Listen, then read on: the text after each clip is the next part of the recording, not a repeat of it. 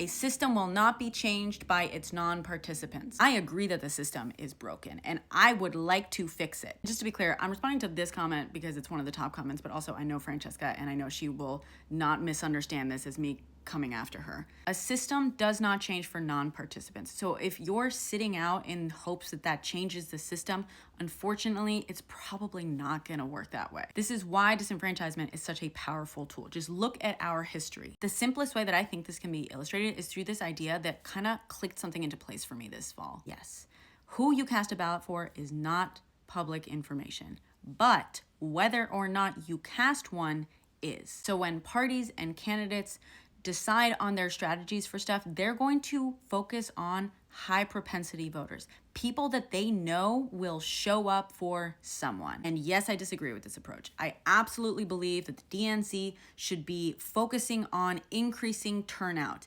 on presenting better candidates that are going to inspire more people to come out. However, I also understand why they end up focusing so much on people that they just know will show up, as much as it pisses me off. Yes, I believe that they should be putting in the work to woo me, but I also get why they might assume it's not worthwhile to do so unless they know for a fact that I'm likely to give someone a yes. When I call my representative, which I do, they can look me up and they can see that I am a high propensity voter. They can see that I'm gonna show up for someone. If you don't show up for anyone, well, they might just see that as a riskier bet. Yes, they have to earn our vote.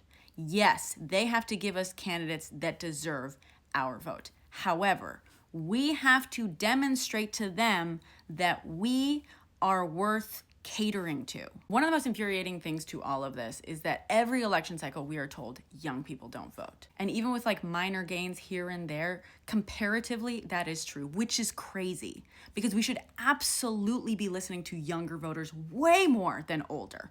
Way more. But because younger people just don't show up comparatively, their desires are just not seen as worth catering to. And it's not that just because you get older, you start getting taken more seriously, but it's because as you get older, you are more likely to show up. And by doing so, your generation starts being taken more seriously and therefore catered to more. And ironically, it creates this vicious cycle, right? Because every younger generation that chooses to prove that assumption correct and not show up as much as other generations makes it harder for the generations coming up behind them to be taken seriously when it's their turn. And while I believe that the party should absolutely listen way more to younger generations, they're gonna focus on ROI, return on investment. The problem with disenfranchisement is that it doesn't just stop at making it harder for a group of people to vote, but as a result of being less likely to do so, that group of people becomes less likely to be paid attention to and catered to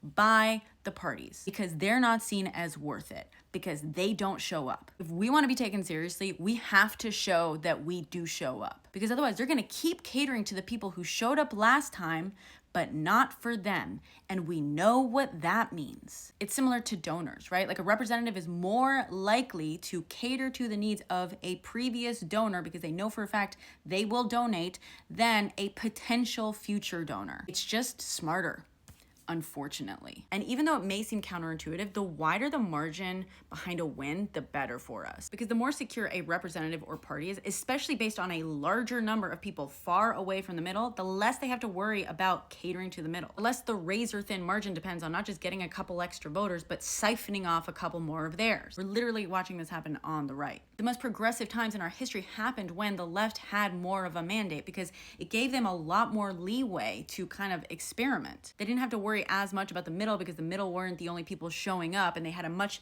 more secure and broader base farther away from it. Yes, they have to give us better and more progressive candidates, but we also have to empower them to take the risk of running them in the first place by showing them that they don't have to worry about keeping the middle happy. Unfortunately, it's like a chicken and egg situation. Yes, it's primarily their fault, but they're not going to listen to us until we make ourselves their base. The DNC is never going to change out of the kindness of their hearts. We got to make them them dependent on us. But by not showing up, we keep making them dependent on everyone else. I agree that the system is broken and I want to change it, but that's why I participate, because unfortunately, the people who can change it are the people that we have to select and empower. And I know some people all up in here are going to say, well, the goal was to dismantle the system by sitting out entirely. And if that's really the goal, then own it. Own the fact that you actively chose to sit out because you were hoping that the worst case scenario would bring about the entire dismantling of the system. And unfortunately,